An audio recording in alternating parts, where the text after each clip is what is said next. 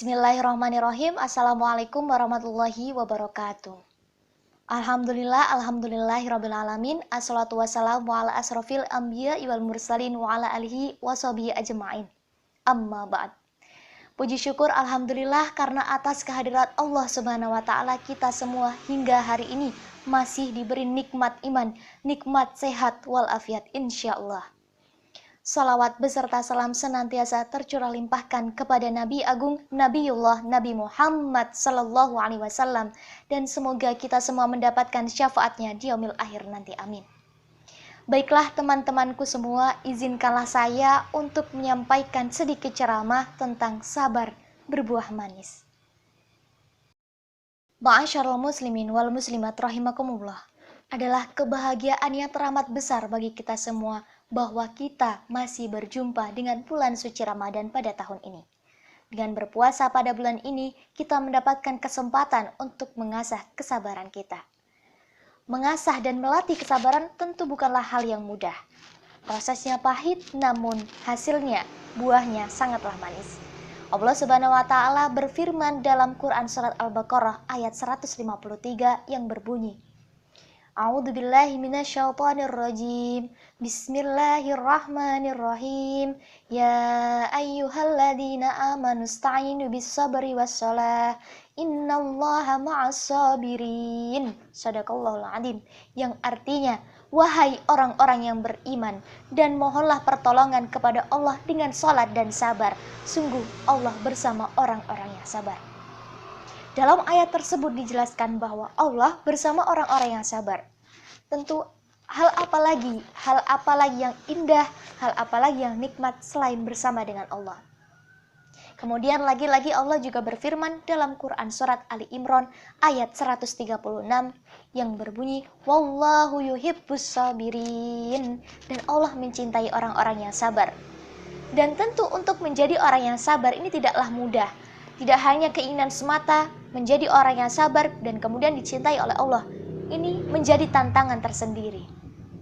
Lalu apa sebenarnya arti kata sabar itu? Sabar dalam artian menahan, bertahan, mengikat, tanpa mengeluh dalam ketenangan. Dan tentu untuk mencapai kesabaran tingkat tinggi tidaklah mudah. Allah Subhanahu wa taala berfirman dalam Quran surah Al-Baqarah ayat 45 yang artinya, dan mohonlah pertolongan kepada Allah dengan sabar dan sholat, dan sungguh sholat itu berat kecuali bagi orang-orang yang khusyuk. Mengapa dikatakan berat? Karena sesuai dengan khusyuk. Khusyuk ini menahan diri dari godaan setan. Jadi bagi orang-orang yang sabar pun juga butuh kekhusyukan untuk menjaga dirinya dari godaan setan, dari kenikmatan, dari sesuatu yang nampaknya itu nikmat. Jadi bersabar itu tidaklah mudah. Ma'asyarul muslimin wal muslimat rahimakumullah, jika kita berkaca pada kisah Nabi Yusuf alaihissalam dalam kitab suci Al-Quran, setidaknya ada 3 jenis kesabaran yang perlu kita asah. Sabar menahan amarah, sabar melawan godaan nafsu, dan sabar menghadapi cobaan.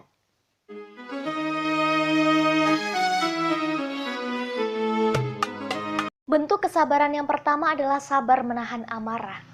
Saat Nabi Yakub alias ayah dari Nabi Yusuf alaihissalam menerima kabar bahwa Nabi Yusuf dimakan oleh serigala, maka yang dia katakan adalah fasabrun jamil.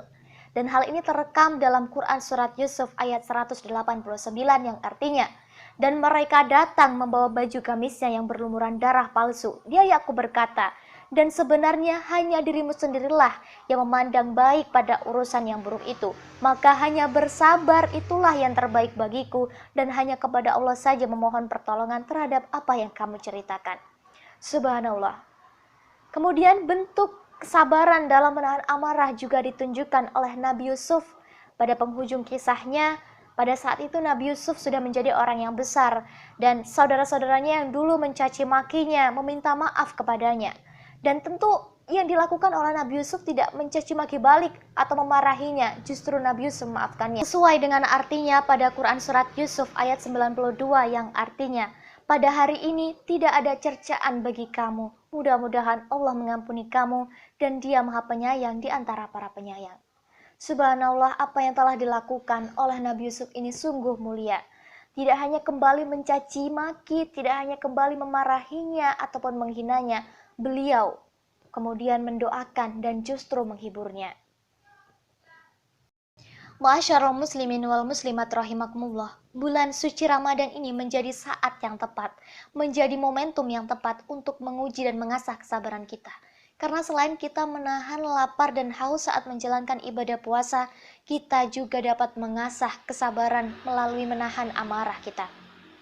Hal ini sesuai dengan hadis Rasulullah SAW yang diriwayatkan oleh Abu Hurairah yang artinya, jika salah seorang di antara kamu berpuasa, hendaklah dia tidak berkata-kata yang kotor dan melakukan perbuatan yang bodoh. Dan jika salah seorang di antara kamu ada yang mencela atau mengajaknya berkelahi, maka katakanlah, sesungguhnya aku berpuasa, sesungguhnya aku berpuasa. Subhanallah, tentu hal ini menjadi hal yang sulit dan menjadi tantangan tersendiri bagi kita untuk menahan amarah.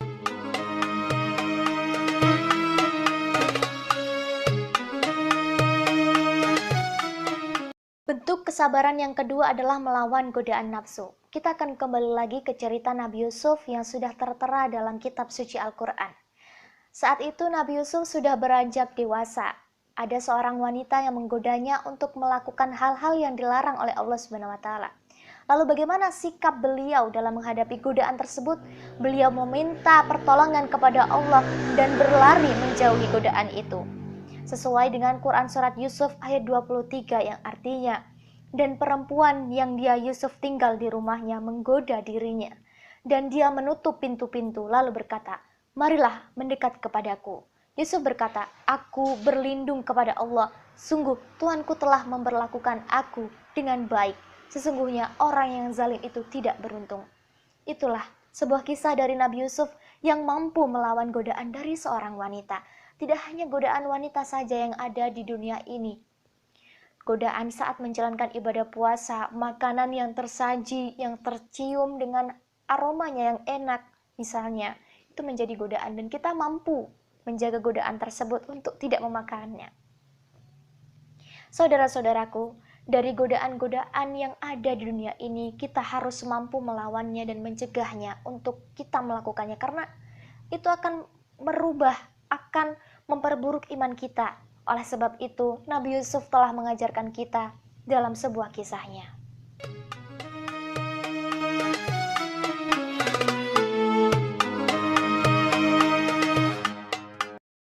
Bentuk kesabaran yang ketiga adalah sabar menghadapi cobaan. Kita sebagai umat muslim harus sabar dan siap menghadapi segala cobaan dan musibah yang diberikan oleh Allah kepada kita. Hal ini sebagaimana kisah sang raja dalam Quran Surat Yusuf ayat 47 hingga 49. Sang raja bermimpi melihat 7 ekor sapi betina yang gemuk dimakan oleh 7 ekor sapi betina yang kurus dan 7 tangkai gandum yang hijau dengan 7 tangkai gandum yang kering. Kemudian Nabi Yusuf mentakwilkan mimpi itu. Dia Yusuf berkata, agar kamu bercocok tanam 7 tahun berturut-turut, sebagaimana biasa. Kemudian apa yang kamu tuai hendaklah kamu biarkan di tangkainya, kecuali sedikit untuk kamu makan. Kemudian setelah itu akan datang 7 tahun yang sangat sulit, yang menghabiskan apa yang kamu simpan untuk menghadapinya tahun sulit, kecuali sedikit dari apa bibit gandum yang kamu simpan. Setelah itu akan datang tahun di mana manusia diberi hujan dengan cukup dan pada masa itu mereka memeras anggur.